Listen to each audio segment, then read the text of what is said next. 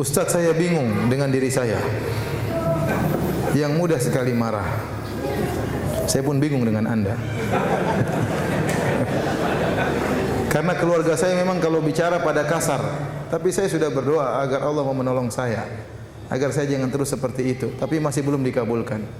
Apa saya termasuk orang yang bakal dijadikan Allah termasuk orang yang merugi? Tidak, insya Allah Anda berusaha berdoa pelan-pelan ya. Kenapa Anda harus marah? Saya heran sama Anda. Banyak orang tidak marah-marah, kenapa Anda harus marah-marah? Coba cek dulu, antum ketemu orang ahli psikologi, kenapa saya suka marah-marah? Ya. Nggak ada faedahnya marah-marah. Ya. Marah-marah itu bikin hidup jadi tidak bahagia, hidup sengsara, sedikit-sedikit marah-marah. Coba lihat sebab kenapa Anda suka marah-marah. Dicek, ada apa gerangan? Ya. Kenapa suka marah-marah? Ada orang, ya subhanallah, saya kemarin ke suatu tempat, diundang makan sama sebagian teman. Waktu saya pulang, teman-teman pada cerita, Ustaz, antum tahu si fulan tadi? Oh iya, lembut sekali itu orangnya. Ustaz, antum tahu dulu tuh sangat tukang pemarah orang itu.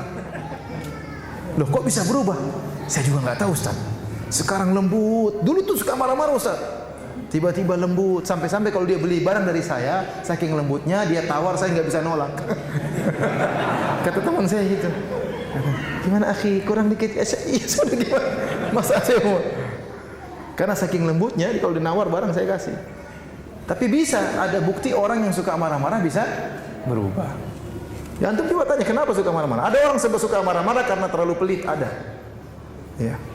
Sampai kalau istrinya, saya diceritain sama teman, Ustaz, orang ini pelitnya luar biasa, Ustaz. Istrinya kecelakaan, yang pernah ditanya, Mas, saya kecelakaan, bukan ditanya kamu baik-baik enggak? Mobilnya gimana katanya? Mobilnya ditanya. Enggak tahu istrinya luka atau tidak, itu enggak ditanya.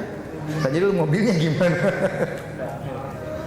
Ada ini saya bicara kenyataan, ada orang seperti itu. Ya. Kalau orang pelit dia suka marah-marah. Ya. Anaknya ini kacamatanya jatuh, enggak mau dibelikan. Itu minta sama orang yang jatuhkan itu. Akhirnya anaknya enggak bisa ngelihat, susah, dia enggak peduli. Kenapa pelit? Marah-marah, anaknya diomel-omelin. Ada piring pecah, marah-marah. Ini dibeli piring ini, bukan gratisan, tapi kan murah. Kenapa marah-marah? Karena pelit. Jadi kita ini suka marah-marah, kenapa? Ada apa? Biasanya orang suka marah-marah, egonya tinggi. Kalau orang sombong dan aku memang suka marah-marah, karena dia merendahkan orang lain, tidak menghargai orang lain. Ya, makanya suka marah-marah. Bos, kenapa suka marah sama anak buah? Karena anak buah nggak ada nilainya di sisi dia.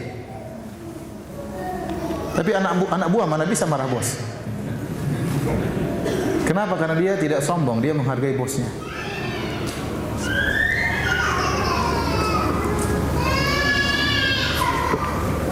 Jadi maksud saya, seorang ngecek dulu, saya ini suka marah pasti ada sebabnya.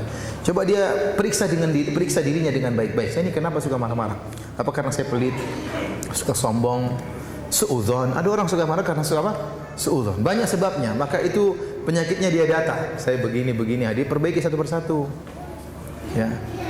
Kemudian ingatlah pahala yang Allah berikan kepada orang yang suka marah, suka menahan marah, masuk surga. Kata Allah, wasari'u ila maghfiratin min rabbikum wa jannatin arduha samawati wal ardu iddat lil muttaqin alladziina yunfiquna fis sarra'i wad dharra'i wal kadhiminal ghaidh. Bersegeralah kalian menuju ampunan Allah dan menuju surga yang luasnya seluas langit dan bumi yang Allah siapkan bagi orang yang bertakwa, yaitu orang yang berinfak dalam kondisi lapang, dalam kondisi sulit tetap berinfak, wal kadhiminal ghaidh, dan orang-orang yang meredam kemarahan. Jadi antum kira beribadah cuma baca Quran, antum kira beribadah cuma salat, meredam amarah juga ibadah. Bahkan di antara ciri-ciri penghuni surga. Ya. Laisa syadidu bisur'ah, kata Nabi, bukanlah orang yang kuat adalah orang yang jago dalam berkelahi.